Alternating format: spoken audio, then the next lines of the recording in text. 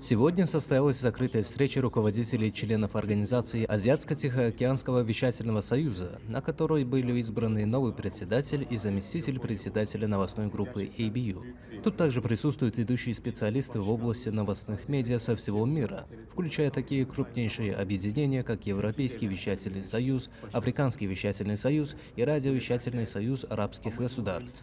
Результаты работы за первый год демонстрируют важность международного сотрудничества и обмена информацией в современном мире.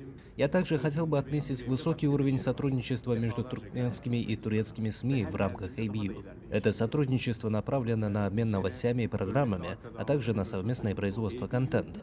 С большой теплотой я вспоминаю нашу беседу в марте этого года с национальным лидером туркменского народа, председателем Халк Маслихаты Туркменистана Курбангулы Бердымухамедовым. Эта встреча стала для меня знаменательным событием, после которого моя карьера начала расти вверх. Вот сегодня мне выпала честь стать председателем новостной группы ABU. Без сомнения, мы будем способствовать дальнейшему развитию сотрудничества между СМИ наших стран. Мы очень рады продолжить сотрудничество с нашими коллегами из Туркменистана.